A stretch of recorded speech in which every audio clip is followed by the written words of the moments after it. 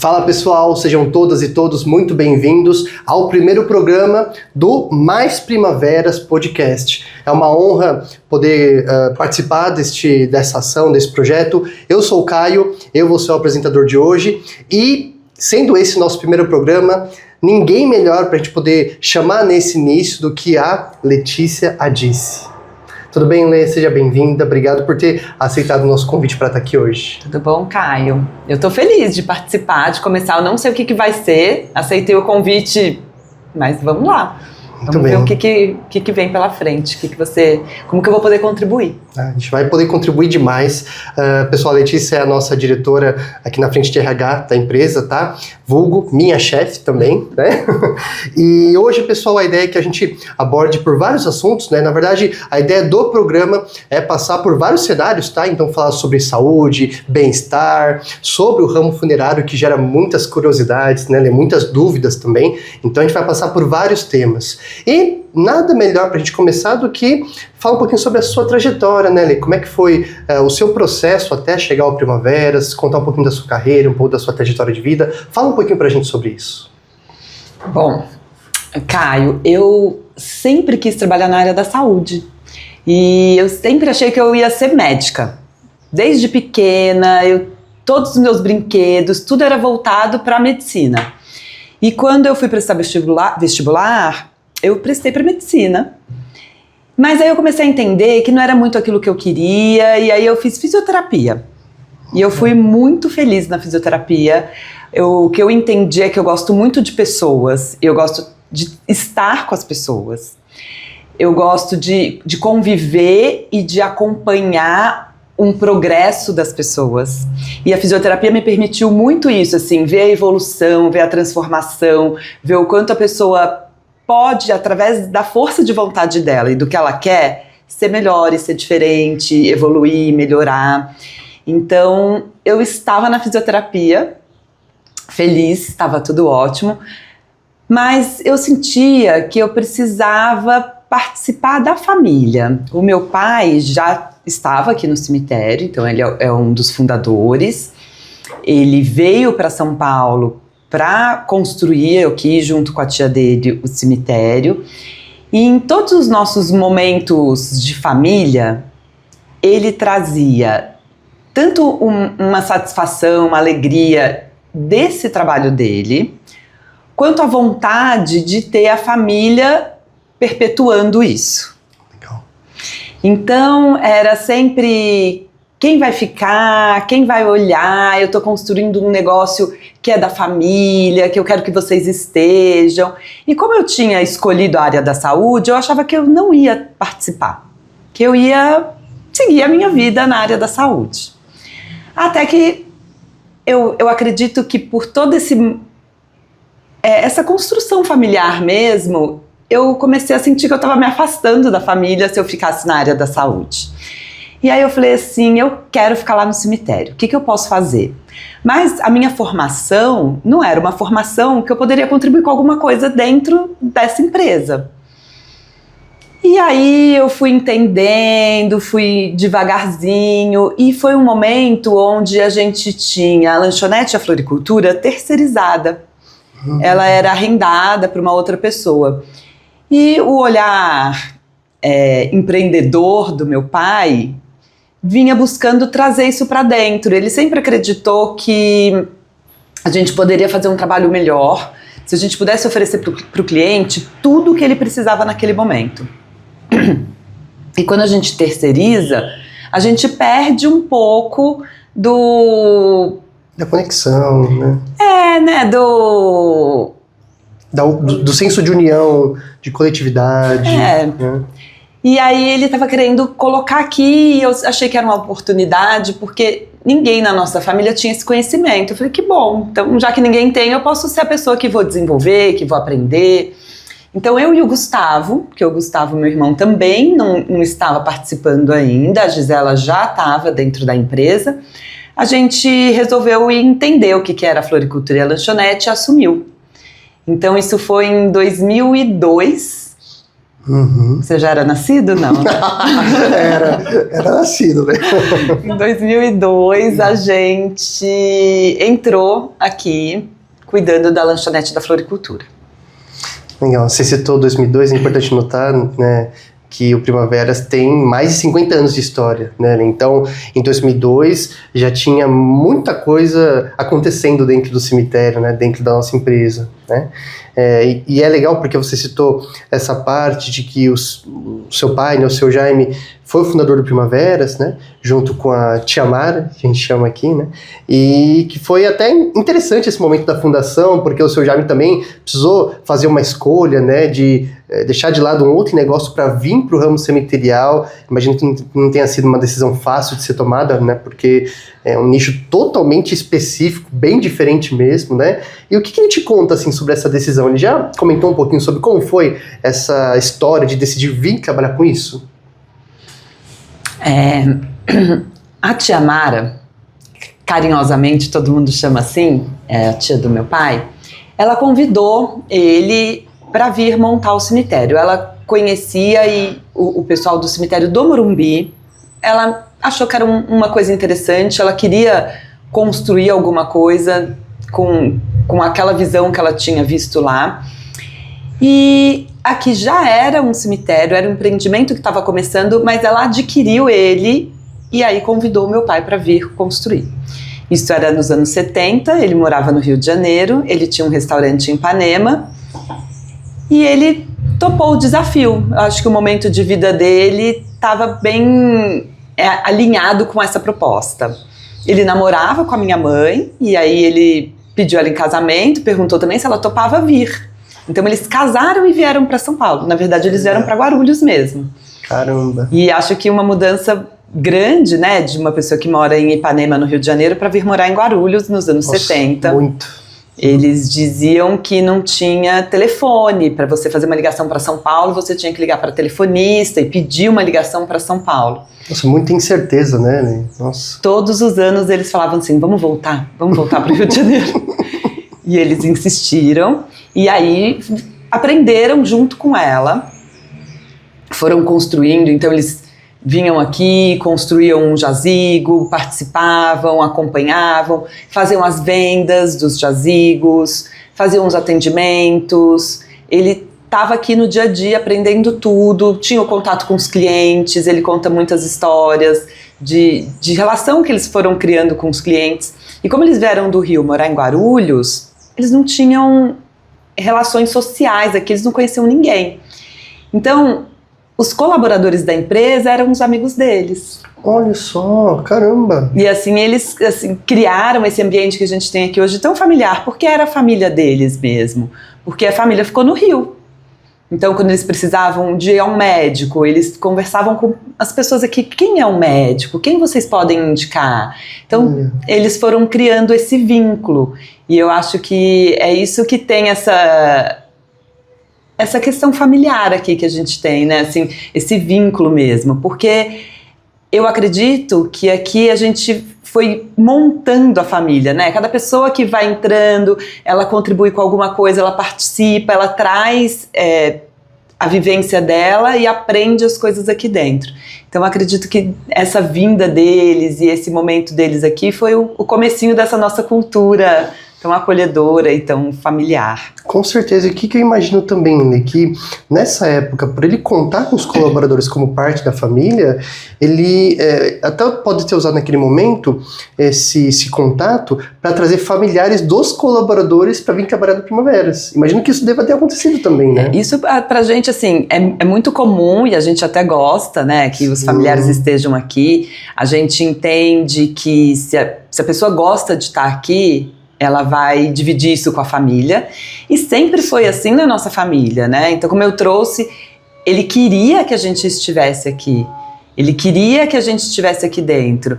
Então, quando a gente gosta do que a gente faz, a gente quer compartilhar com as pessoas que a gente gosta, né? Verdade. É interessante porque são pouquíssimas empresas que a gente percebe que conseguem construir essa cultura de proximidade com os colaboradores ao ponto de realmente estabelecer isso como cultura familiar, né?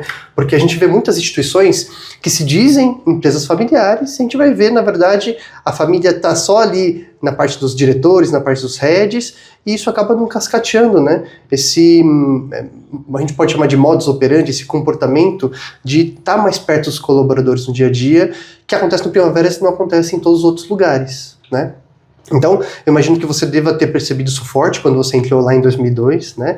E como é que foi sua adaptação lá naquele período? Foi tranquilo? Começar a trabalhar com cemitério de fato? Teve algum desafio? Como foi nessa época para você? Caio, o ambiente eu já estava acostumada, porque era um ambiente onde eu circulava, onde eu estava, nas datas comemorativas, os eventos que aconteciam aqui, eu participava. Então, isso é muito curioso, porque estar dentro de um cemitério não é comum. Quando eu falava para as pessoas se assustavam. Mas para mim era muito comum. Então, é como qualquer outro ambiente. Eu tenho uma passagem interessante que... Eu estava na escola, eu acho que eu tinha uns 6, 7 anos, e a professora falou que era para desenhar os pais no trabalho. E eu desenhei o meu pai no cemitério. E ela ficou apavorada. Ai, seu pai morreu, eu não sabia. Eu falei, não, meu pai não morreu. Meu pai trabalha no cemitério. Sim. E eu me lembro do desenho, porque eu fiz o meu pai sentado assim numa mesa, numa cadeira, mas um monte de pessoas embaixo da terra, porque eu queria representar um cemitério. E eu acho que ela ficou assustada. E aí que eu comecei a entender, que eu falei assim, eu acho que eu não posso falar então que meu pai trabalha num cemitério, porque as pessoas se assustam, né, causam um desconforto. Então, por um longo período, eu desconversava um pouco quando as pessoas perguntavam o que meu pai fazia. Como meu pai é um empresário e ele teve outros negócios, eu focava nos outros negócios. Não falava do cemitério, porque trazia um desconforto que eu não conseguia me explicar, porque para mim não era um desconforto. Natural. Né? Então, gente, é um cemitério, é uma empresa. Né? E a minha convivência aqui e tudo que eu passei era uma empresa normal, pessoas trabalhando. Eu não tinha essa ligação com a morte. Quando eu vim trabalhar aqui dentro, aí eu comecei a entender um pouco mais o trabalho que a gente fazia. E como eu comecei na lanchonete e na floricultura, a gente tinha muito contato com os clientes. Então a gente estava muito ali no velório, eu falo a gente porque era eu e o Gustavo. Ficava no velório e na lanchonete, então o momento onde o cliente vai tomar um café, vai respirar um pouco, ele quer falar, às vezes ele traz a emoção.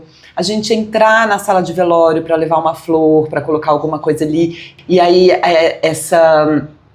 Não é uma invasão, mas você entra num espaço que é do cliente, que é muito diferente quando a gente está trabalhando na parte administrativa, porque a gente tem pouquíssimo contato com o cliente e com a perda dele. Então ali eu pude vivenciar um pouco mais desse momento da perda, do trabalho que a gente faz, do acolhimento, quando a gente vê várias formas de manifestar ali o luto, de vivenciar aquele momento, as culturas familiares e as formas como eles entendem aquele momento. Então foi super importante para eu me situar, falar assim, aqui é um cemitério, agora eu entendo o trabalho que a gente faz. Eu fiquei por um tempo na lanchonete na floricultura e a gente, enquanto família, enquanto administração de um negócio, vai sempre observando os movimentos e entendendo onde cada um consegue contribuir mais. E em algum momento eu saí daquele espaço da lanchonete da floricultura, já um pouco mais apropriada do que era trabalhar num cemitério, de todas as áreas que tinham aqui, de onde eu poderia contribuir mais, e vim para o RH. E eu sempre me perguntava onde eu ia conectar a minha formação, porque eu falei, poxa, né, eu queria trabalhar com pessoas, eu gosto de pessoas, eu gosto de ver a transformação das pessoas, mas dentro de um cemitério a gente está falando de perdas, de luto, eu vou trabalhar numa parte administrativa. Foi quando eu entendi, realizei, que eu falei assim, nossa, se eu estou no RH, eu estou com pessoas. Pois é. E aí eu também permito que as pessoas possam se encontrar, se desenvolver, serem melhores, entenderem o espaço delas aqui.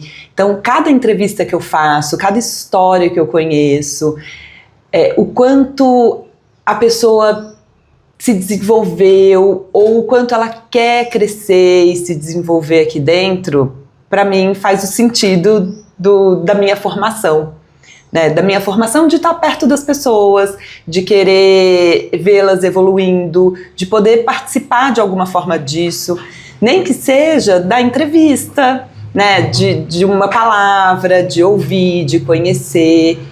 Então eu pude entender ali que isso fazia sentido em toda a minha escolha de formação.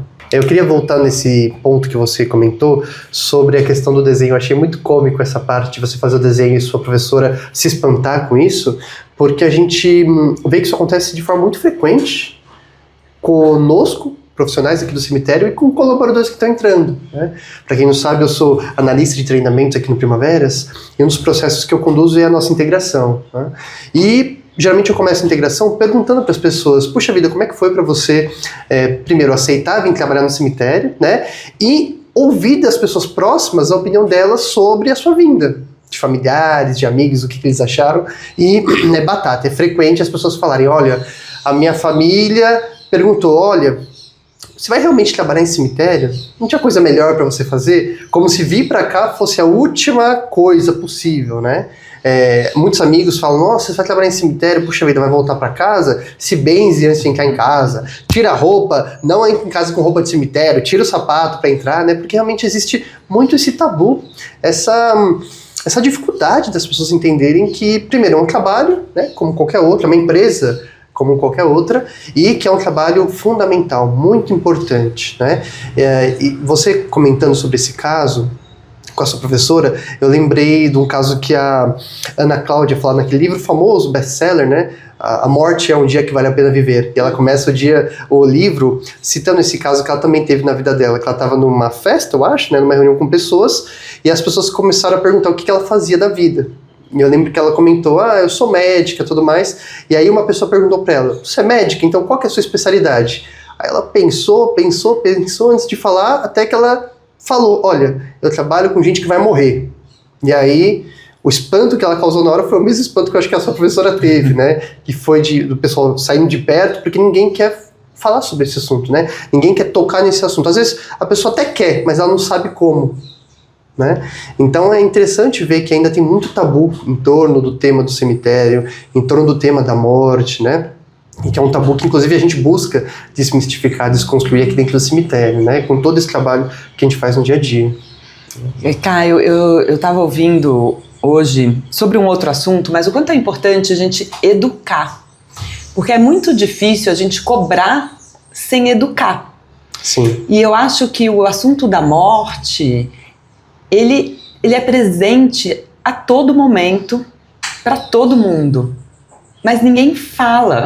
É muito curioso. Verdade. E a gente deveria educar, deveria ter nas escolas algum momento onde pudesse falar disso. Porque a gente perde o tempo inteiro, né? A gente perdeu o dia de ontem, a gente perdeu um animalzinho, e que hoje é um membro da família.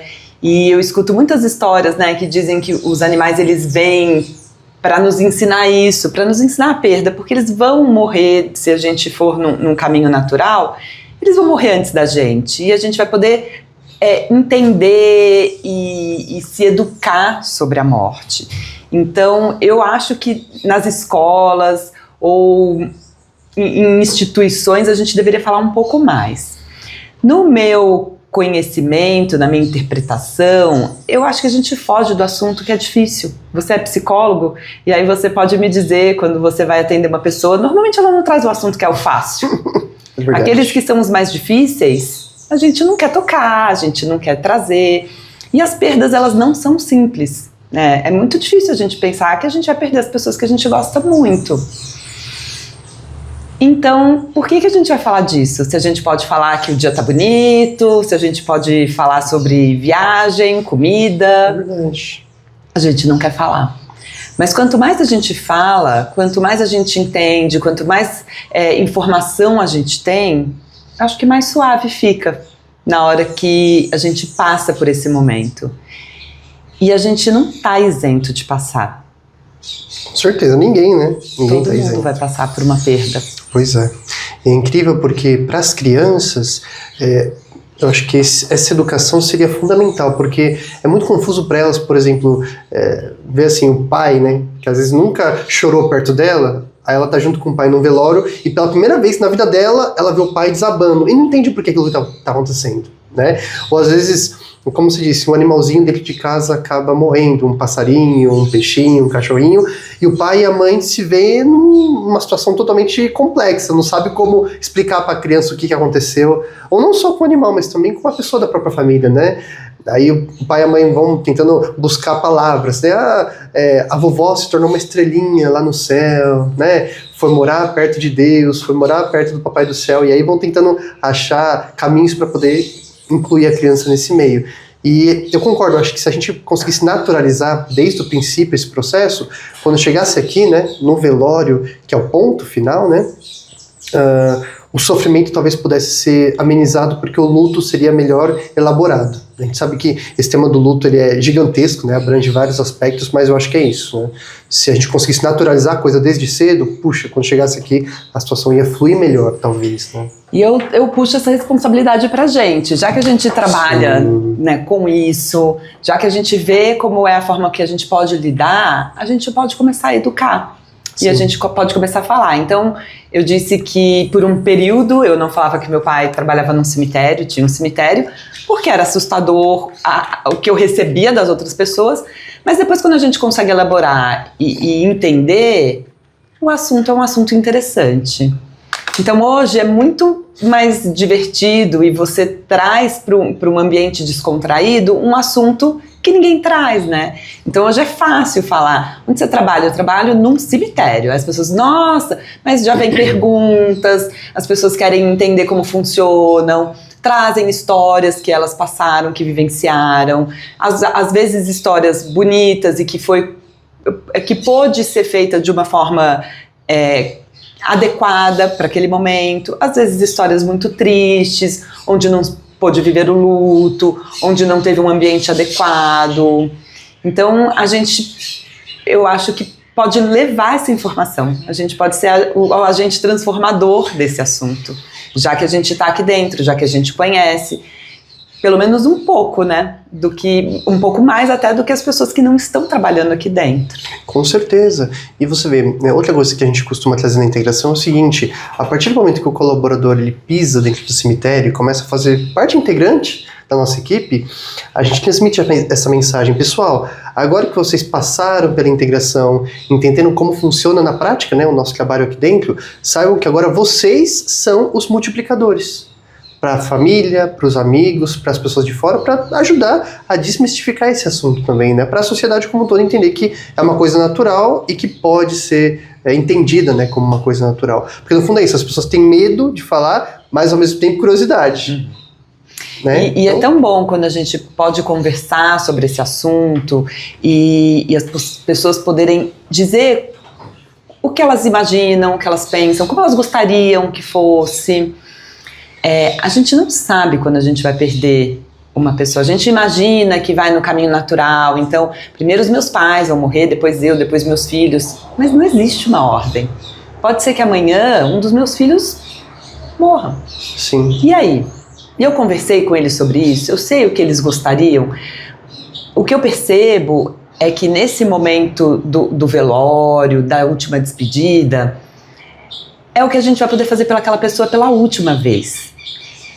E normalmente a gente gostaria de fazer o que ela queria, não o que a gente queria, mas a gente não teve a oportunidade de perguntar.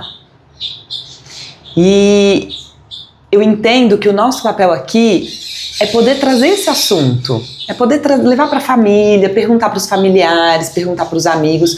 Você já pensou o que você gostaria? Como que você gostaria que fosse a sua última despedida? O que você gostaria que acontecesse? O local? O que vai ser feito? Quem são as pessoas que vão participar? Tem muita coisa que a gente pode trazer nesse assunto. E uma outra coisa que eu acho que traz um gancho é também poder estar com a pessoa enquanto ela está viva. Com certeza. Que assuntos que eu quero falar com ela? O que eu quero perguntar? O que eu quero saber da vida dela? Que lembranças eu quero ter dela? E isso a gente só consegue enquanto a pessoa está viva. Pois é.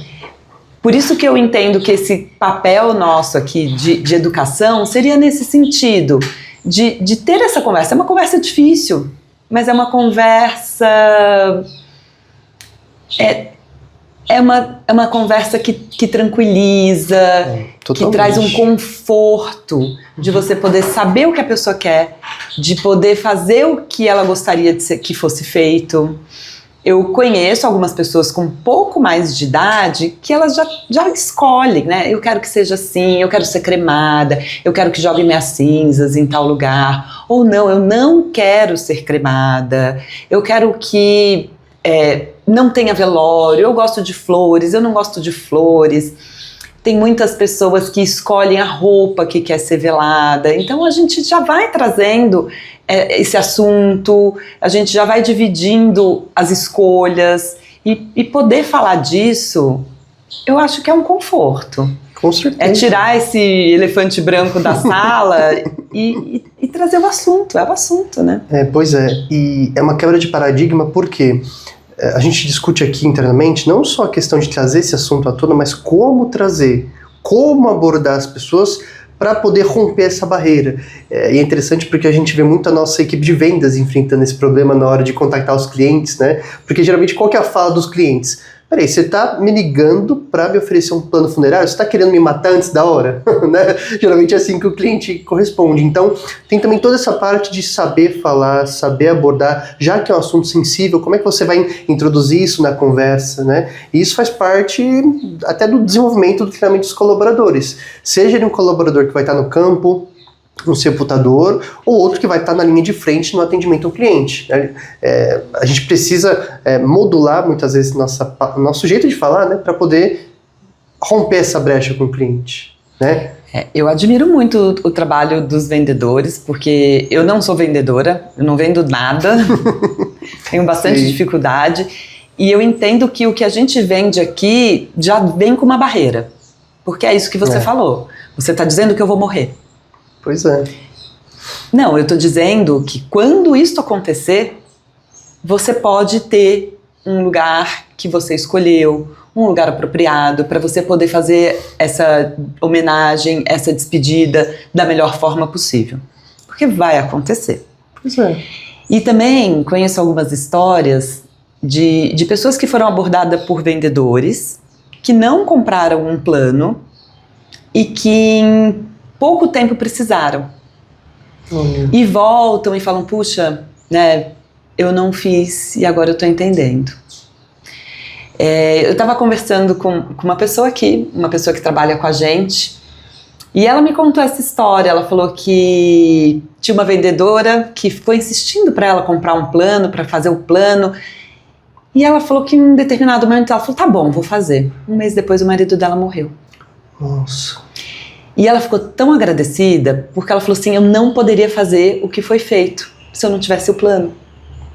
Olha só. E aí o marido dela foi cremado, o marido dela foi velado aqui. Ela ficou muito agradecida pelaquela vendedora que insistiu, que ela não estava entendendo por que fazer aquilo naquele momento. Ela falou que o valor que ela paga é insignificante perto do que ela recebeu e que ela pôde pôr a família toda e que hoje ela mantém com muito gosto os filhos e as outras pessoas que ela escolheu para estar no plano por tudo que ela vivenciou naquele momento. Faz muita diferença quando você pode falar, quando você faz escolhas e quando você vivencia essa perda com todo esse suporte, com todo esse acolhimento que é uma empresa preparada que pode dar, né? Com certeza, uma empresa preparada e até nos mínimos detalhes na forma de abordar as pessoas a gente acaba trabalhando, né? Então, por exemplo, na integração a gente fala muito, olha, esteja você trabalhando na área de vendas, na área de atendimento, na área de compras, caso passe um cliente por você dentro do cemitério, primeira coisa, saiba que ele está no cemitério não porque ele quer, né? Mas é porque ele está passando por muito provavelmente um momento de complexidade, de dificuldade, né? Então, se um cliente chegar para você, a gente diz isso, nunca dê bom dia, boa tarde, boa noite, né? sempre ofereça ajuda. Olha, olá, como é que eu posso te ajudar? A não ser que o cliente chegue e te dê bom dia, aí você não vai ser mal educado e não vai responder, né? Mas, olha, a abordagem é essa, como eu posso te ajudar? Você precisa de algum apoio aqui para entender que lugar você precisa ir no cemitério, que serviço você precisa procurar, né? A questão propriamente de passar na frente das salas de velório, qual que é o comportamento na hora de passar nas salas de velório, sempre de cabeça baixa. A gente zela muito pelo silêncio aqui dentro, né? A gente diz que o silêncio, ele fala muita coisa, né? Então, evitar de falar alto, né? E isso tudo vai construindo esse comportamento de abordar o cliente e tornar a experiência do cliente aqui não uma experiência feliz, mas de menos sofrimento, porque tem uma diferença, né? De menos sofrimento. Eu acredito que é de um acolhimento, Acolhimento, né? É um ambiente acolhedor. Então a gente tem que respeitar o momento de cada família. E a forma de fazer essa última despedida é muito individual. Não tem certo, não tem errado. Então a gente respeita aquele momento daquela família. Se a gente está proporcionando um ambiente para que ela possa fazer a melhor despedida, a gente está fazendo o nosso trabalho. Sim, com certeza. E você citou esse exemplo dessa cliente que acabou sendo fidelizada, né, por causa de todo esse processo que a gente fez. Eu também me lembrei de uma frase que o seu Jaime fala, né? Eu não sei se é exatamente assim, mas é nesse sentido. Ele diz assim: espero que você nunca precise dos nossos serviços, mas quando precisar, nós estaremos lá para poder atender e levar o melhor para você. Então, essa postura faz toda a diferença para o cliente, né? Principalmente para o cliente enlutado, que está passando por um processo de dificuldade, né? A gente não para pensar que quando o cliente ele se depara com a morte, ele fica sem chão muitas vezes, né? Fica totalmente perdido, não sabe o que fazer, não sabe como lidar com a burocracia, porque tem uma burocracia para ser enfrentada nesse meio do caminho, né? E como os colaboradores, principalmente o atendimento ao cliente, a funerária, ajudam nessa parte, né? É interessante porque o Tadeu, nosso líder da área da funerária, ele comenta que quando o agente funerário chega no hospital para falar com o cliente que já perdeu alguém, o cliente vê aquele agente como um anjo, como alguém que está chegando ali para que ele sabe que ele vai poder confiar para fazer todo esse processo que é mais difícil, mais intenso, né, e que vai ajudar ele no final das contas, né. O Caio, você sabe que o assunto da morte é tão difícil, mas a gente não percebe, por exemplo, que a gente se previne de outras formas. Então a gente tem um seguro de carro. A gente não quer bater o carro, mas a gente sabe que quando a gente faz um seguro, se acontecer alguma coisa, a gente não vai precisar ter um desembolso grande, a gente vai ter uma cobertura, a gente vai ter toda uma assistência que a gente escolheu. A gente tem um plano de saúde. Ninguém quer ficar doente, ninguém quer ficar no hospital internado, ninguém está pensando nisso. Mas no momento que acontecer, você se sente seguro, porque você tem um plano de saúde que vai te atender naquilo que você escolheu. O plano funerário, ele vai no mesmo caminho. A gente não está pensando em morrer, Sim. Mas a gente sabe que quando a gente precisar, a gente vai ter uma cobertura dentro de tudo aquilo que a gente escolheu. Recentemente, eu tenho um conhecido que me ligou, que disse que perdeu um familiar que morava aqui em Guarulhos e foi uma morte, de repente, ele caiu, bateu a cabeça e teve uma morte cerebral. E ele me perguntou como que a gente podia fazer o atendimento. Eu disse, e tem outras funerárias aqui em Guarulhos também, ele acabou optando por ir por outra funerária. E eu não insisto para as pessoas fazerem com a gente, porque eu sei que é uma escolha individual. E eu sei que cada empresa vai poder atender a pessoa dentro daquilo que ela tem a necessidade naquele momento. Uhum. Depois eu fui conversar com um familiar e ele me falou, nossa, foi um lugar horroroso. Foi tudo horroroso. Era perigoso, não tinha nada em volta. Nossa. Eu fiquei com medo da minha família estar ali. Eu tive que sair para trazer alguma coisa para eles comerem. E eu falei, eu sinto muito. A gente tem uma estrutura, a gente conhece, a gente vivencia isso todo dia e a gente sabe o que a gente pode oferecer e o que a pessoa vai precisar no momento.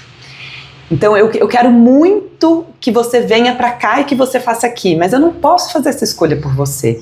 E Sim. Quando a gente tem um plano, a gente já escolheu isso, a gente já sabe o que vai ter, então a gente não tem nenhuma preocupação. A gente tem um falecimento, a gente sabe que vai ter alguém que vai cuidar, que vai fazer tudo aquilo que é a parte chata e burocrática, e eu vou poder ficar com a minha família, no conforto dos meus amigos, né? Vivenciar aquele momento ali presente e não pensando em todo esse entorno, que é o nosso papel de fazer. Com certeza. E aproveitando que a gente está nesse tema, eu acho que é interessante a gente falar um pouco mais do Primaveras como uma empresa, né? Porque a gente estava falando sobre o imaginário popular, como é que as pessoas pensam com o cemitério. Quando a gente fala que trabalha no cemitério, a pessoa imediatamente acha que a gente trabalha abrindo jazigo, né? Independentemente se você trabalhar no administrativo, no RH, em compras. Então acho que é legal a gente falar um pouquinho mais, né, de como o cemitério não deixa de ser uma empresa como qualquer outra, né? Com as suas áreas administrativas, operacionais, área estratégica, e falar um pouquinho também de como essa estrutura transforma o Primaveras numa empresa diferente dentro do segmento, porque já é um segmento nichado, e o Primaveras se coloca como uma empresa que tem esses diferenciais, né? Fala um pouquinho pra gente, Lê, por que você acha que o Primaveras ele se destaca tanto como uma empresa dentro desse nicho? Caio, eu acho que a gente começou contando um pouco, né, da história dos meus pais aqui e da forma como eles foram construindo essa família. Eu acho que isso influencia bastante quando a gente traz uma história familiar que foi crescendo junto, que um entende o papel do outro aqui e precisa do outro aqui. Sim. Ninguém faz nada sozinho. Não tem uma pessoa que consegue construir, crescer e permanecer numa empresa sozinho. Então, eu entendo que aqui a gente tem esse olhar do quanto cada um contribui, o quanto cada um colabora, o quanto o meu trabalho sozinho não vai fazer sentido e eu vou precisar do outro, eu vou dividir, a gente vai fazer junto, a gente vai somar e a gente vai poder entregar para o cliente. Também consigo entender que os anos de experiência que a gente tem vai fazendo a gente ouvir o cliente, a gente vivenciar isso na pele, a gente também perde os nossos familiares, os nossos amigos, a gente também é cliente em algum momento. Sim. E a gente pode sentir e entender o que a gente precisa naquela hora. Eu entendo que conforme a gente foi construindo, experimentando, tem coisas que fazem sentido, tem coisas que não fazem mais sentido, que já fizeram ou não fizeram, a gente foi formando essa rede de acolhimentos, se eu posso chamar assim. Sim. Uhum. E cada vez que a gente faz um atendimento, a gente não se preocupa com quem é aquela pessoa. A gente se preocupa se a gente vai fazer o melhor pelaquela pessoa. Independe se é o meu filho, se é algum colaborador ou se é um cliente que eu não tenho nenhum relacionamento. O serviço que a gente vai fazer vai ser o mesmo. A dedicação, a atenção, o acolhimento, a compaixão, ela vai ser igualmente para todos. Eu acho que essa é a nossa cultura aqui, de acolher. Todo mundo que vem aqui se importa com pessoas. E dentro daquele papel que ele tem aqui, ele sabe que ele está contribuindo um pouco para aquele cliente que está sendo acolhido no velório. Com certeza. Essa questão da tradição acho que faz muita diferença, porque o Primaveras vai completar 53 anos esse ano, né? 53. E a gente vê que no mercado, a grande maioria das empresas não chega muitas vezes aos 3 anos, né? Não chega aos 5 anos. Passa ali 2 anos batalhando dentro do mercado e acaba abrindo falência. E o Primaveras sobreviveu a mais de 50 anos, né? Então acho que isso cria um arcabouço, né? Para poder realmente dizer para a sociedade, puxa vida, aqui você vai encontrar um lugar de um serviço com uma qualidade muito boa, né? E um lugar seguro para você ter esse atendimento dentro desse tema tão complexo. E o que é interessante é que hoje, por causa de tudo isso, o Primaveras ocupa essa posição. A gente vê que aqui em Guarulhos as pessoas usam o Primaveras como referência. Pode ter muita gente que está nos vendo e nos ouvindo agora, que não é de Guarulhos, não é de São Paulo e não entende muito bem, né? Então às vezes a pessoa fala, puxa, eu vou precisar ir no mercado tal, vou ir na farmácia tal. Você sabe onde é que fica? Ah, não sei. Eu só sei que fica perto do Primaveras. Ah, o Primaveras? Então fica ali perto do aeroporto, na Praça 8. Ah, então já me acho. Se essa é a referência, então eu sei onde eu vou, né? Então a gente percebe que o Primaveras hoje, ele é essa referência não só para a cidade de Guarulhos, mas para o estado de São Paulo, né? E também para o Brasil, né? Está começando agora a ser essa referência para o nosso país, né? E eu acho que uma das razões que também traz isso é o próprio serviço da cremação. Eu acho que é um ponto legal da gente tocar, porque a gente percebe que tem outros cemitérios dentro da cidade, dentro do estado, mas que nem todos também apresentam esse serviço tão específico, né? Você poderia falar um pouquinho mais sobre isso? Por que o Primaveras trouxe esse diferencial? Por que a gente não ficou só na parte dos jazigos, dos sepultamentos? Caio, a cremação, o crematório foi inaugurado aqui em 2006 e com a mesma ideia da gente trazer para o cliente tudo que a gente pode oferecer no momento de uma perda. Então, algumas pessoas, elas querem ser sepultadas, elas querem ter essa referência de vir ao cemitério, de visitar aquele local onde a família está. Outras pessoas, elas querem ser cremadas e elas querem que as cinzas possam estar em casa ou possam estar numa cidade onde ela nasceu, onde ela foi feliz. Então, a ideia do crematório é a gente poder trazer para o cliente todas as possibilidades dentro desse momento que ele está passando. A cremação ela é muito comum em alguns países, normalmente em países onde não tem muito espaço para cemitério, onde as pessoas já são mais práticas e pensam nisso, né, de não ter um lugar fixo, onde eu tenha que visitar, onde eu fique muito, muito ligada àquilo. Então, a cremação permite isso. Eles trazem também como um serviço mais ecologicamente correto, a gente poderia dizer, porque aí a gente não tem esse desperdício de material, de espaço, tudo se transforma. A cremação é uma opção, ela vem muito de cultura. Então a gente sabe que a cultura americana ela é bem voltada para a cremação. Os asiáticos, eles cremam muito. Mesmo na China tendo espaço para cemitério, eles tendem a fazer cremação. O Japão não tem espaço para cemitério, então eles têm que fazer cremações. Normalmente as pessoas saem do país se elas querem ser sepultadas porque lá não tem espaço. Então a cremação entra nesse caminho de uma escolha, de uma oportunidade para espaço que falta, né, de cemitério. Para a gente, ela entra como uma forma de acolhimento ao cliente. O que o cliente quer? O que eu posso fazer para você? Né? Quais são os seus desejos, suas vontades? Como é que a gente pode atender aquilo que é importante para você? E eu acho que da mesma forma entra a árvore. Quando a gente pensa em poder oferecer para o cliente oportunidades de viver o luto, de transformar esse amor, a gente traz uma oportunidade de plantar a árvore com as cinzas da pessoa e de fazer essa transformação, de repente ver nascer uma vida novamente através daquelas cinzas, é uma forma de entregar para o cliente um acolhimento, um carinho, possibilidades de homenagem, de estar perto daquela pessoa e de vivenciar o que para ela é importante.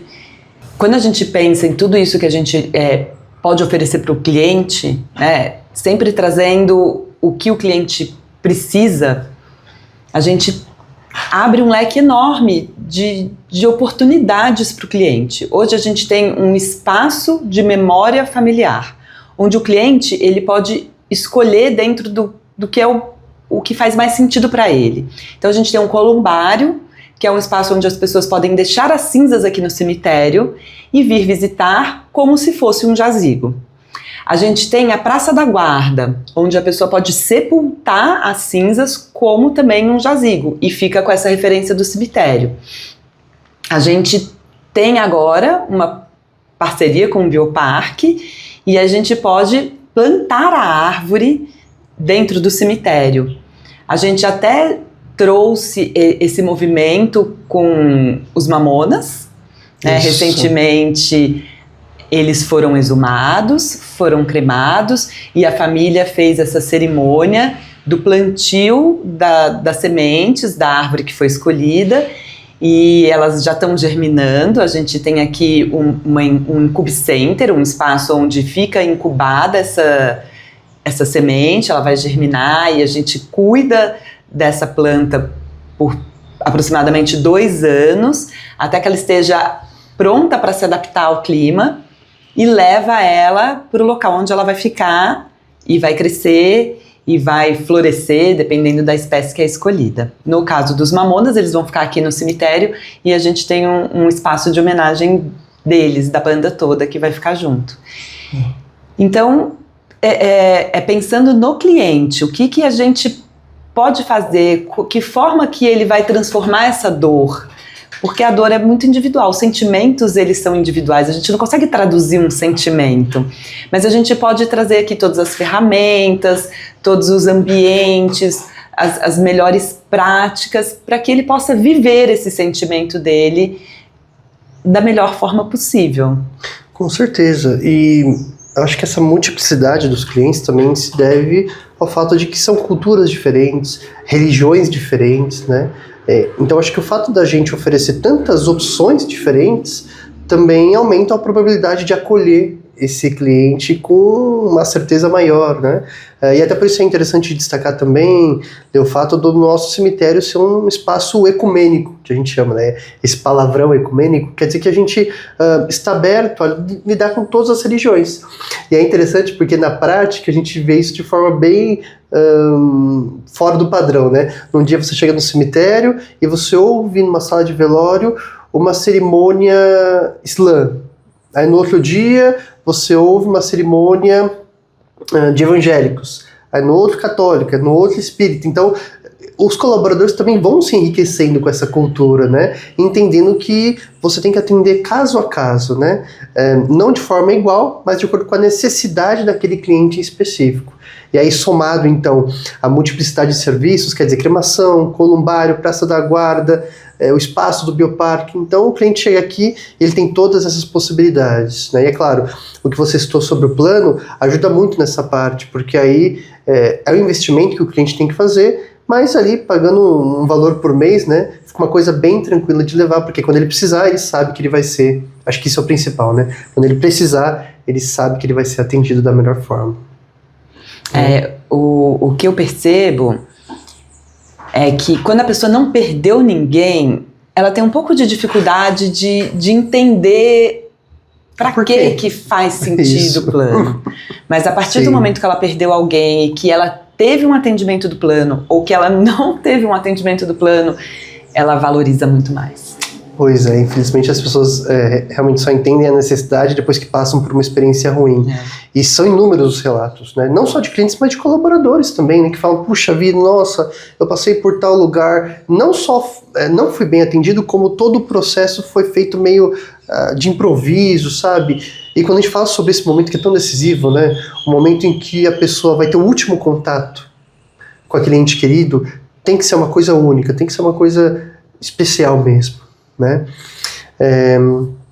E aí, uma outra coisa que eu queria trazer à tona é realmente essa questão do bioparque que você comentou, que quando a gente olha a primeira vez a estrutura que nós temos aqui, né, com as mudas dos mamonas, parece uma coisa até futurista, porque você chega lá, tem a incubadora, né, tem os vasinhos. Então, é até um convite, eu acho, né, para as pessoas que não conhecem, os clientes que têm curiosidade de saber como é que é, vir até aqui e ver como foi feito, né? Porque realmente é uma coisa bem diferente e que, de fato, a gente não vê em outros lugares, só vê aqui no Primaveras. No Brasil inteiro, né? Você me confirma se eu estiver errado, mas no Brasil inteiro, o único lugar que tem aqui, e é claro, em Minas, né? Onde é o bioparque. Onde é o bioparque, de fato, né? Lá em Nova Lima, que já tem um espaço, que eles já funcionam há algum tempo. Isso. Lá eles têm também a casa onde eles fazem a cerimônia, onde fica o incubcenter deles, que fica em Belo Horizonte.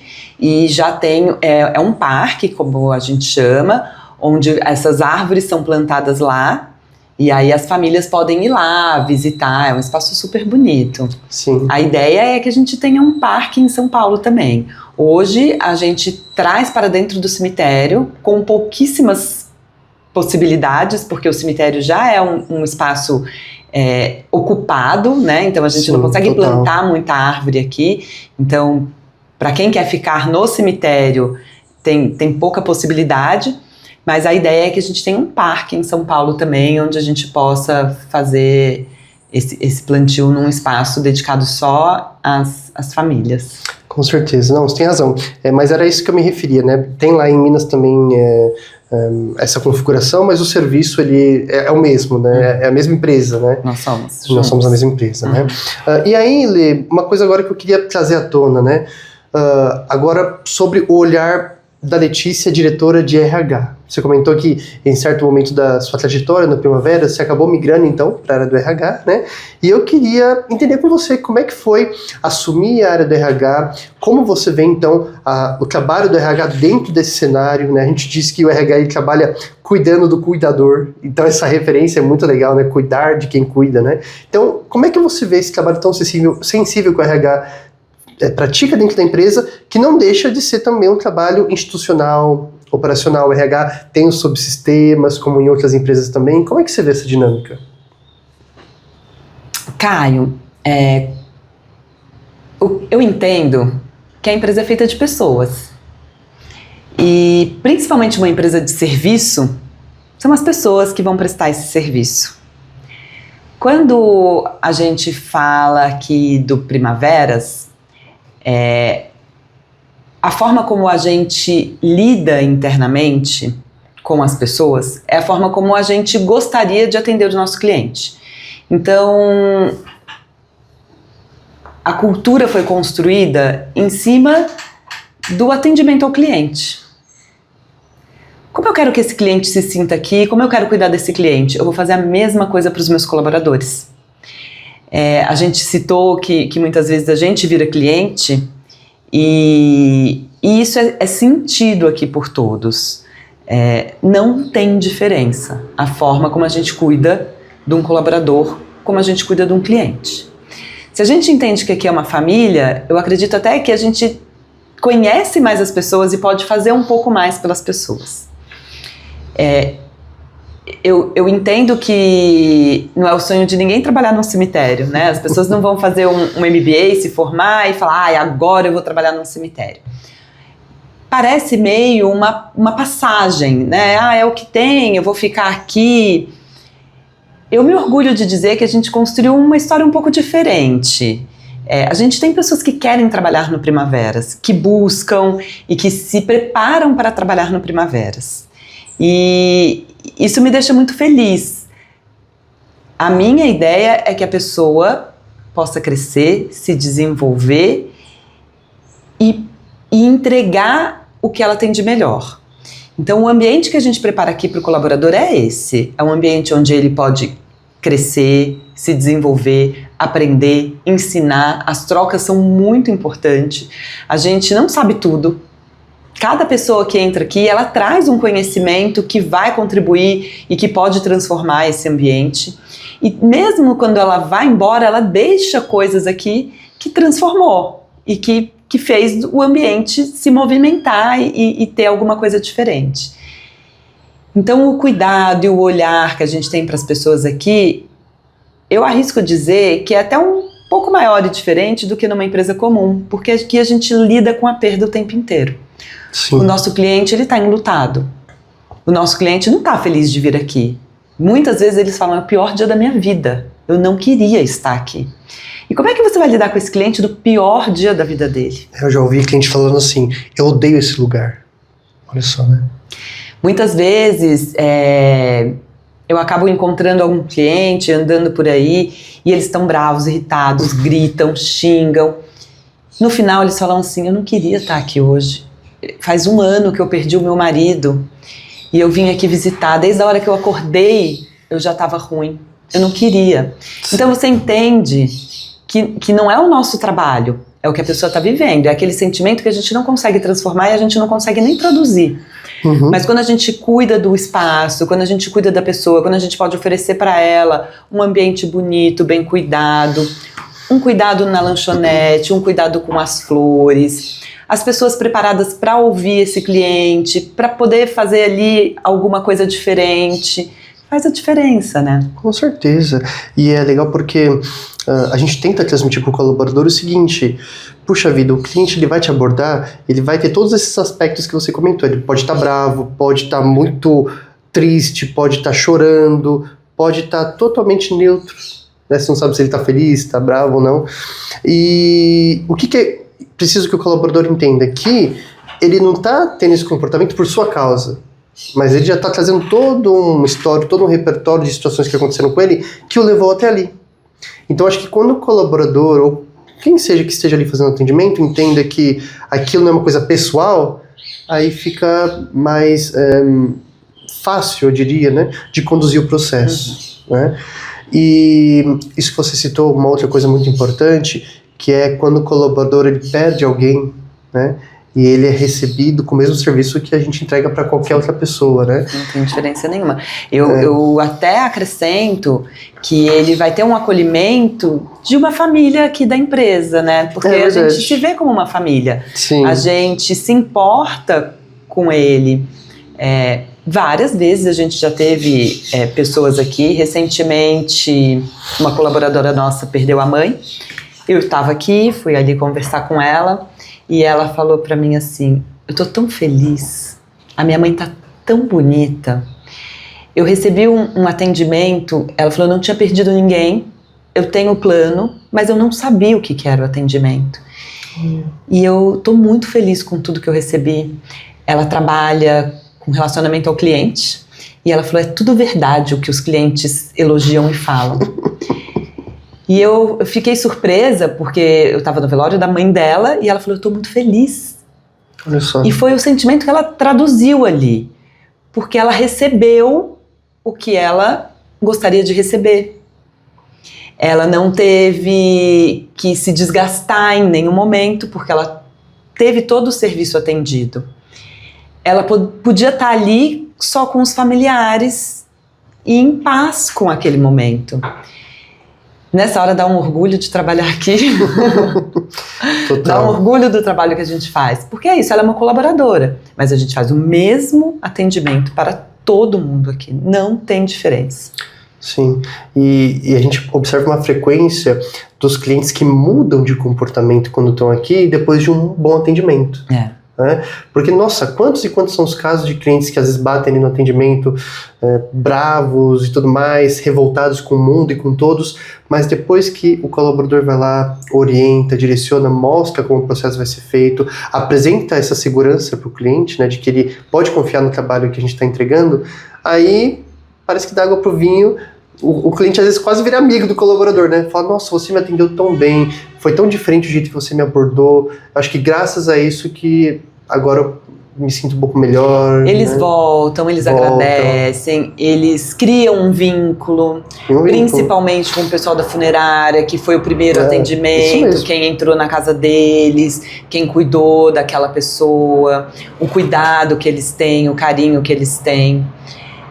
Tem uma outra coisa que eu queria trazer também, quando você traz dos colaboradores, é o cuidado que a gente tem depois, quando a pessoa volta ao trabalho. Que eu acho que isso é diferente do que a gente vê em outras empresas, porque a gente entende que a pessoa está enlutada.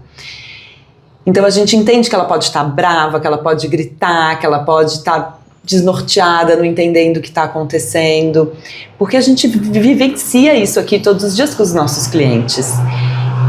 Então a gente tem esse cuidado, né, de ouvir aquela pessoa naquele momento, de entender que ela pode estar chorosa, que o trabalho dela pode não estar com a qualidade que teve dos outros momentos, porque ela está passando por um momento do luto. E o luto, ele não tem um período definido, né? Eles não são os 3 dias ou os 5 dias que a lei prevê. Ele é um momento individual da pessoa e vai depender muito de cada um, daquela história, do que ela viveu com aquela pessoa.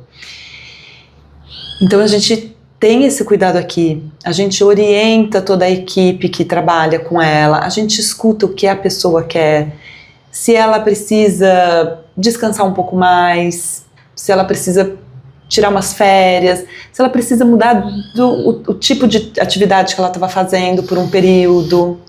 A gente precisa ouvir essa pessoa e acolher.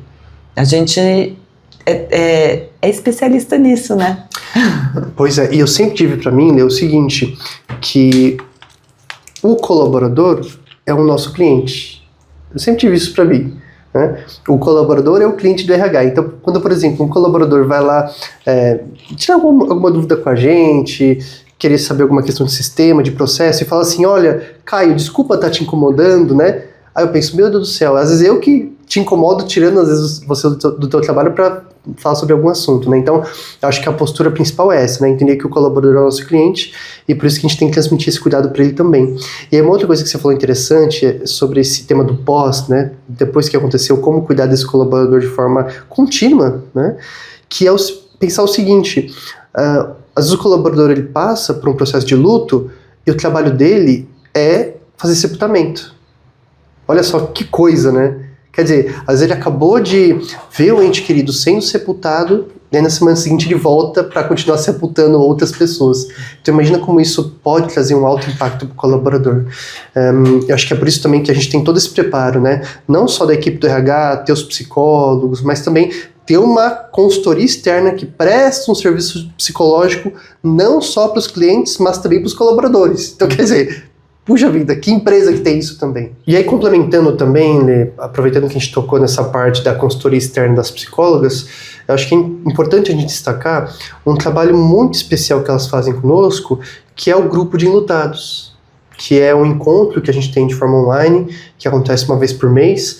É interessante porque não é exclusivo para clientes. Qualquer um pode participar, seja colaborador, seja familiar de um colaborador. Inclusive, a gente recomenda muito isso, né? Quando tem um colaborador enlutado, para passar o link do grupo para outros familiares participarem, porque isso vai enriquecendo na experiência.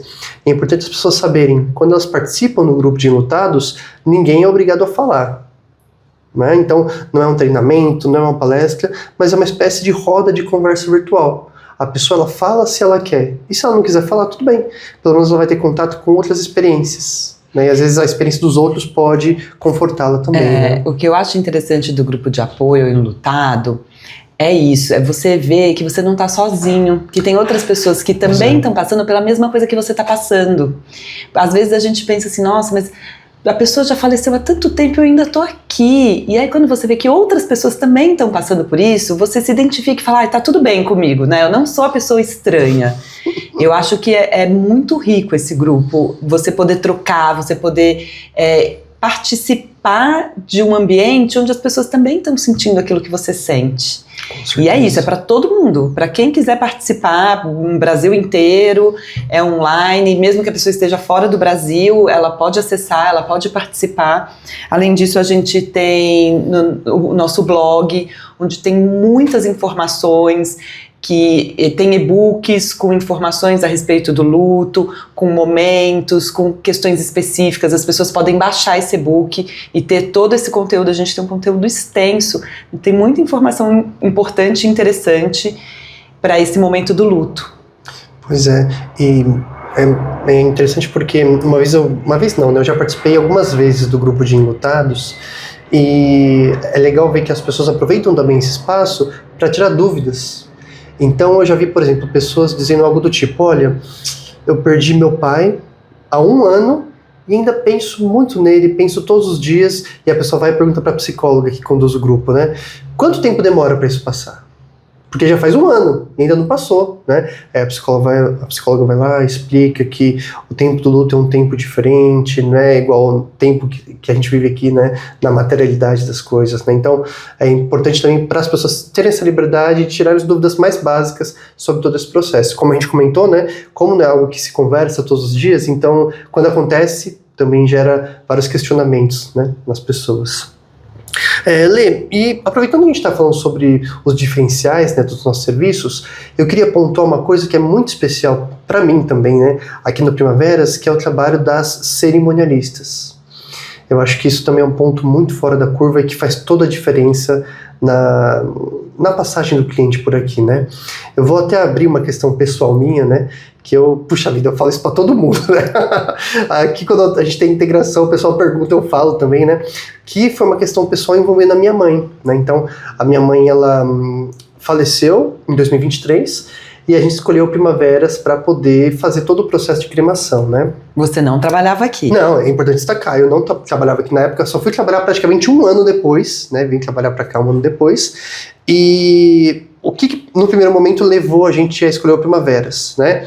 Uma busca rápida na internet sobre os cemitérios que tinham cremação. Por isso que eu citei naquela hora o processo, né? Porque como não são todos, a gente acaba tendo poucas opções, né? No estado de São Paulo. E aí surgiu o nome do Primaveras, a gente foi atrás das avaliações, fez todo aquele processo investigativo, né? Como clientes, e no final das contas escolhemos vir para cá, né? Mesmo estando em São Paulo, Guarulhos, para quem não sabe, né? Colado com São Paulo, então o acesso é bem fácil.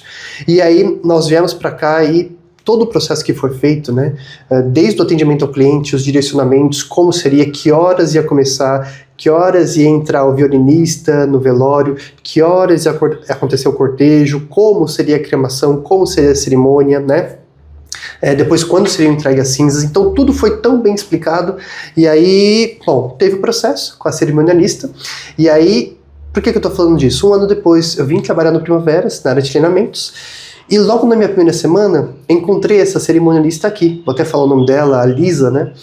E como era a minha primeira semana, nossa, na hora que eu a vi, puxa vida, foi uma emoção tão grande, uma emoção tão forte, que eu precisei me segurar para não chorar. Porque eu pensei, meu Deus do céu, eu tô a primeira semana no meu emprego novo, não vou começar desabando aqui, né? Vou me segurar um pouco mais. E aí hoje, quando eu encontro ela, nossa, sempre essa sensação de carinho, de cuidado vem à tona, né, quando eu converso um pouquinho com ela ali no nosso dia a dia. Então, esse trabalho, né, que as cerimonialistas fazem, ele é um trabalho marcante mesmo, é muito marcante. O papel das cerimonialistas, ele é muito próximo da família, né? Eles que conduzem tudo que vai acontecer, como você citou, vai pontuando, e nesse momento que a pessoa está enlutada, ela está muito perdida do tempo, e ter alguém que vai pontuando o que vai acontecer, essa direção é muito importante. E elas escutam um pouco da história da pessoa que faleceu e conseguem traduzir ali na hora da cerimônia. A sensação que dá é que ela conhecia a pessoa, né? Uhum. E aí a gente fica com essa relação, assim, nossa, mas ela traduziu. Eu também já tive algumas pessoas que a gente perdeu e que foi feita a cerimônia aqui. E elas conseguem traduzir a história da pessoa. Então parece que ela viveu com essa pessoa, parece que ela acompanhou também essa história. Eu acho que é um carinho a gente poder acolher a família nesse momento. Realmente é um dos pontos onde o cliente destaca, né? Esse cuidado que esse grupo de cerimonialistas tem com a família, esse acompanhamento. E ali são pessoas que gostam muito de fazer isso, porque pensa que você vai estar em contato muito próximo com as pessoas ali enlutadas, e vai ouvir todas as histórias o tempo inteiro. Sim. São histórias bonitas, são histórias de uma vida. Uhum. E que agora não vai ter mais, mas que a gente precisa marcar e preservar todas essas memórias. É um trabalho muito bonito. Eu tenho um carinho especial por todos eles que trabalham lá. Eu acho que eles são sensacionais. Pois é. E os nossos colaboradores, ao longo dessa jornada do cliente aqui, acabam sendo o ponto de referência do cliente para vários processos. Então, quando o agente funerário chega no hospital, chega na casa do cliente para poder lidar com toda a burocracia, o cliente encontra nele o primeiro ponto de apoio. Aí depois, quando ele chega no atendimento aqui para poder entender como vai ser o processo na prática, ele encontra outro ponto de apoio. E durante o velório, é a cerimonialista, esse ponto de apoio. Então, toda dúvida que ele tiver, todo apoio que ele precisar, sejam coisas mínimas, pedir uma água, né, pedir um café, ou perguntar sobre horários, é nela, né, ou nele que esse cliente vai focar. Até que chega o trabalho ali, de fato, na cremação ou no campo. E aí, quando chega no campo, é no sepultador, no agente de campo, que ele também vai poder encontrar esse ponto de apoio. Então, perceba, se for fazer uma analogia, é como se fosse uma ponte, né, que vai sendo construída para o cliente passar, com vários pontos de apoio que são os nossos colaboradores, né? E por trás disso, o RH, como eu disse, né, apoiando os colaboradores a conduzir todo esse processo. Então, é uma engrenagem, né, que funciona com o trabalho de todo mundo sendo ativado a todo tempo. Por que eu acho que é importante ter essa visão macro?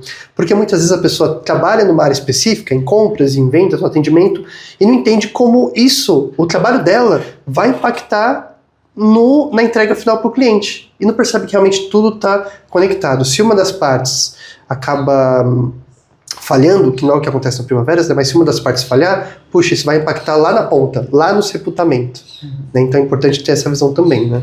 Você trouxe aí do momento final do sepultamento, e a gente também conhece histórias do quanto o papel deles marca positivamente, poderia ser negativamente também, tudo que acontece naquele momento marca muito, mas como o papel deles é fundamental ali, como a pessoa vai com essa referência, né? Então você falou, sai da cerimônia, vai para o sepultamento. E conversando com os sepultadores, a gente sabe também que muitas famílias voltam e agradecem. Nossa. Muitas vezes naquele primeiro momento ali, ela tá perdida, não entende, e depois elas vêm agradecer. Não sei se cabe, mas eu vou contar uma história do Fernando, nosso sepultador, e ele falou que ele foi fazer o sepultamento de uma criança. E para todo mundo, o sepultamento de uma criança é mais difícil, porque a gente pensa que a ordem natural da vida é a criança viver bastante. Certo. E aí ele falou que era um dia chuvoso e aquele caixãozinho pequenininho e poucas pessoas, tava 4 ou 5 pessoas, ele foi fazendo o cortejo e começou a chover e ele pegou então a urna no colo, cobriu com o agasalho dele e continuou. E fez o sepultamento. Depois a família voltou e falou assim, a gente não pôde fazer isso pelo nosso filho que você fez. Você pegou, você abrigou ele da chuva e acolheu, e a gente não tinha condição de fazer aquilo naquele momento. Então a gente quer te agradecer. E ele fez instintivamente, né? O instinto de você cuidar, porque aqui a gente está cuidando de todo mundo ao mesmo tempo. Então, todos aqui têm esse olhar do acolhimento e do cuidado, independente do trabalho que está fazendo. Claro que um sepultador está muito ligado à família e eles também entendem esse momento do sepultamento, né? Mas o quanto eles podem fazer a diferença no momento. Caramba! Nossa, Lê, eu não sabia dessa história. Não conhecia. Né? E fiquei até emocionado com você contando, porque a gente se coloca no lugar da família, né? E ver aquela cena toda, assim, com certeza deve ter trago um insight diferencial para a família, né? Mostrando esse cuidado que realmente a gente traz.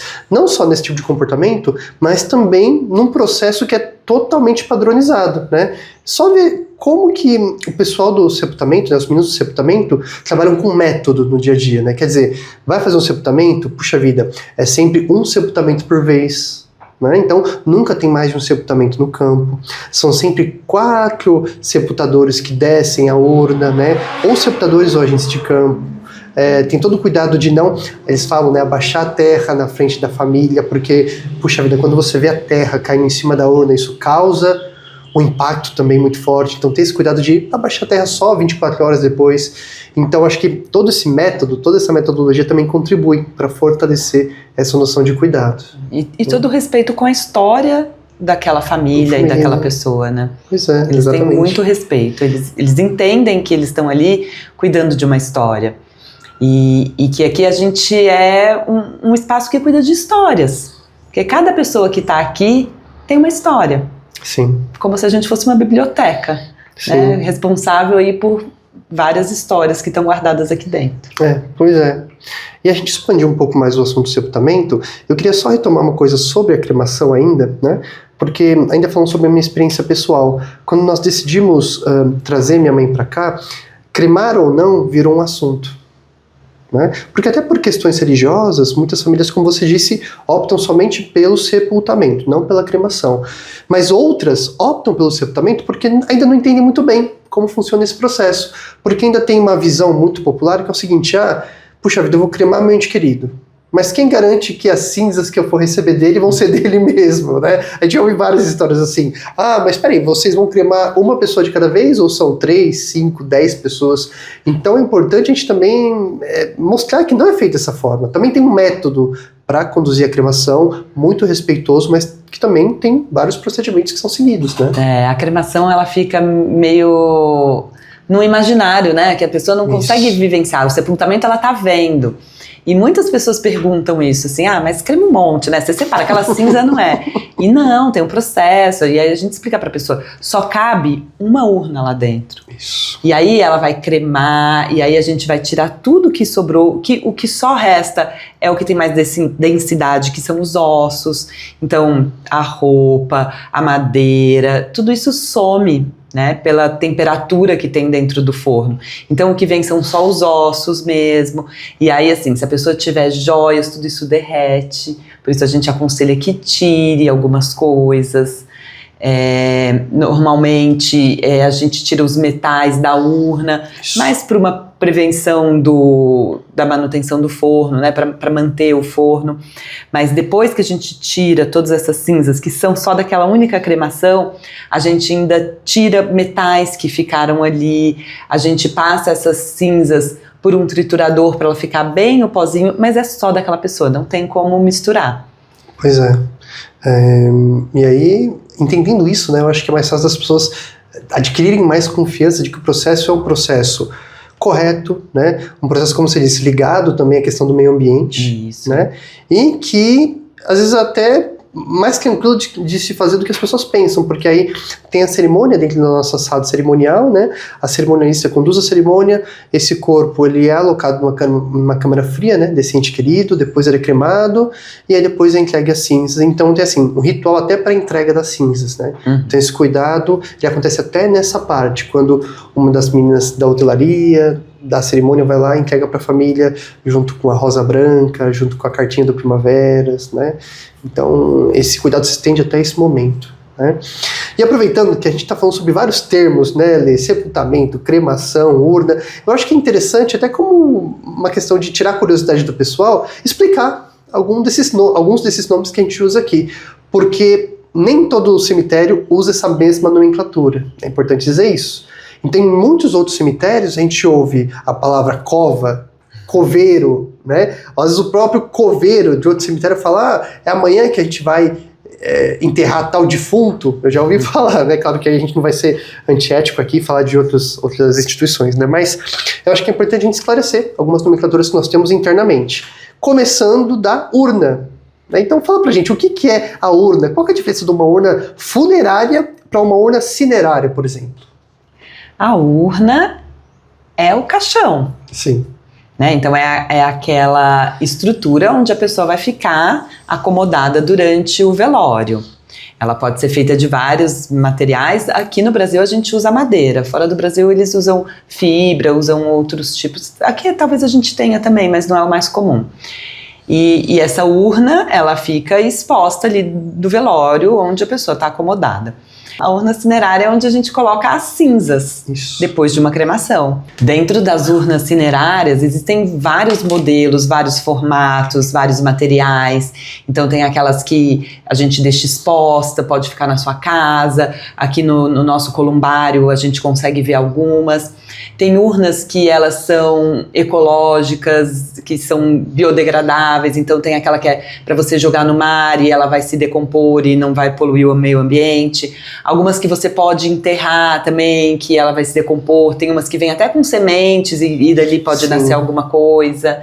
Então tem um monte de modelo. Tem urnas menorzinhas que a família pode dividir um pouco e cada um levar essa pessoa consigo. Tem colarzinhos que eles podem fazer, pulseirinha. Fora o que a gente pode transformar as cinzas em outras coisas, né? Então, tem o diamante, que já está mais comum. Tem pessoas que fazem pinturas com as cinzas. E aí vai da imaginação de cada um. Você sabe que uma vez a gente estava falando sobre essa questão dos pingentes, né? Porque realmente é uma joia que a pessoa tem ali um espaço onde ela pode colocar um pouquinho das cinzas, né? E aí uma pessoa me parou e falou assim, mas peraí, Caio, eu vou comprar uma coisa, né? Vou colocar um pouco de material orgânico, que a cinza é material orgânico, e vou manter comigo, junto do meu corpo, um outro material orgânico. Não é meio estranho pensar isso? Aí eu disse pra ela, puxa vida, pra você pode parecer estranho no primeiro momento, né? Mas pensa, por exemplo, no caso de uma pessoa que disse assim, olha, agora, puxa vida, minha avó faleceu. Eu gostaria que minha avó nunca saísse de perto de mim. Agora, literalmente, ela vai poder ficar perto de você, através de uma pulseirinha, um colarzinho. Então, tem uma razão para ser assim, né? Tem uma razão para isso também. Normalmente, quando a pessoa tá emocionalmente envolvida, ela sabe qual é a razão, né? Isso, com certeza. Eu visitei uma funerária que era só para mulheres e só mulheres trabalhavam nela. E aí eu fiquei pensando, falei, mas puxa, né? Qual o sentido? E comecei a conversar com a pessoa e aí ela falou para mim assim, se sua filha morrer? Eu falei, já entendi. Eu já entendi, eu não quero que nenhum homem ponha a mão na minha filha. Eu não quero que ninguém faça nada com a minha filha. Eu quero que seja uma mulher. Então é isso, quando você está envolvida na situação, você enxerga de outra forma. Pois é. Quando você só está olhando de fora, você vê outras coisas. É verdade. E aproveitando que você citou esse tipo de serviço, né, que é o cuidado com o corpo, eu acho que esse é um outro termo que a gente pode esclarecer, que é a chamada tanatopraxia, que é feita com os corpos, né? Fala um pouquinho pra gente, Lê, como é que é esse processo? Aproveitando que você também tem formação nisso, né? Então é importante dizer. Eu fiz o curso de tanatopraxia, como eu falei que eu gosto muito de pessoas que eu queria estudar medicina, eu acho que o corpo humano é fascinante. E eu fiz o curso para conhecer. A tanatopraxia é a troca dos líquidos da pessoa que faleceu. Então, é um procedimento onde você tira todos os líquidos que estavam naquele corpo e coloca um líquido que vai preservar. Normalmente, para um velório, é interessante, porque aí você não vai ter cheiro, não vai vazar esses líquidos que ficam parados dentro do corpo, eles acabam saindo em algum momento. Natural. Então, se for um velório que demora um pouco mais, se o lugar tá quente, depende de tantas coisas, a causa da morte, o tipo de medicamento que a pessoa tomou, se ela ficou muito tempo internada, se ela tá inchada. Sim. Então, é um trabalho de troca desses líquidos. Quando eu fui fazer o curso, eu não sei porque eu fui fazer, assim, não é a minha área de trabalho, mas eu me interesso, eu sou curiosa, e eu voltei encantada com o cuidado que é feito esse trabalho. Respeito. Com muito respeito pelaquela pessoa, com um cuidado, Caio, de cuidar mesmo daquela pessoa. É o último banho que você dá nela, o carinho que você deposita ali. Eu tive a oportunidade de participar de uma preparação e era uma senhora já com idade. E a gente vai ficando com idade, a nossa pele vai ficando com algumas marquinhas, veinhas. Na hora que você faz aquela troca do líquido, limpa tudo, sai tudo. Eu falei, puxa, que gostoso, né? Você poder ver que você pode ficar assim, né? Com esse aspecto, com essa aparência boa, que vai trazer um conforto para a família. E normalmente é isso que a gente escuta dos nossos clientes. Nossa, a pessoa estava linda. Então essa colaboradora que falou, a minha mãe estava linda, eles prepararam a minha mãe, ela ficou tão bonita. É isso, é esse cuidado que a gente tem. Então a Tanato faz parte disso. A tanatopraxia, que é essa prática desse preparo, dessa troca. É um cuidado para a família, né? O que ela vai ver daquela pessoa que ela gosta tanto. Pois é, e no primeiro momento a gente acha que não tem muito interesse por essa área, né? Mas na verdade tem. Tem muita gente que às vezes não fala, né? Mas tem vontade de virar um técnico de tanatopraxia, tem vontade de fazer esse procedimento justamente porque ele traz tudo isso, né? Ele traz, acho que o significado do trabalho vai trazer esse reavivamento, né, para o ente querido que faleceu. E o que me chama a atenção também são outros dois processos que estão ali englobados dentro da Tanato, que é a reconstituição facial e a necromaquiagem, que a gente chama. Esses são trabalhos super específicos e com uma formação maior. No curso que eu fiz, eu pude ver pouca coisa, mas tem pessoas bem especializadas. E que é isso, vai trazer um conforto para a família, né? Da família poder ver a pessoa de de ter essa sensação de que a pessoa tá bem, que ela tá cuidada. Sim, um bom semblante. Que ela tem a aparência que ele quer guardar. Muitas vezes a gente fala que a gente vai no velório e não quer ver a pessoa, porque fala, não quero guardar aquela imagem. E não é assim que acontece quando a gente pode preparar e cuidar da pessoa.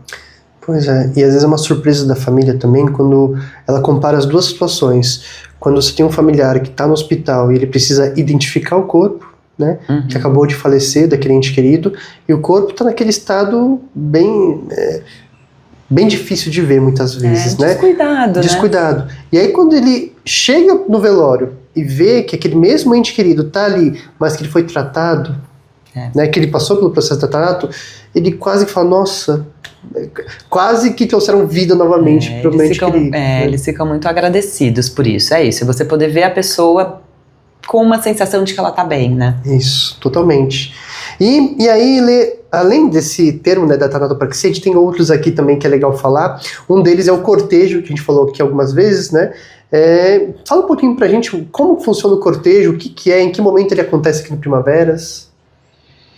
Eu acho que o cortejo, Caio, é esse caminho, né, de um ponto ao outro, onde você vai acompanhar essa pessoa que faleceu. Esse cortejo dentro aqui do cemitério, normalmente a gente sai de uma sala de velório e vai até o local do sepultamento ou o local da cremação. Mas também existe o cortejo que sai de um ponto, às vezes de um velório, para ir para um cemitério. Então o cortejo é o acompanhar dessa pessoa que faleceu, então todos os familiares, amigos que estavam no velório vão acompanhar, esse é o cortejo. É interessante porque hoje no Primaveras nós temos 2 unidades com campo, né, para fazer os sepultamentos. O P1, que é a nossa matriz, e o P2. E muitas vezes a gente vê o cortejo acontecendo entre os dois. Né? Então, pode fazer o velório no Primaveras 1 e o sepultamento no Primaveras 2.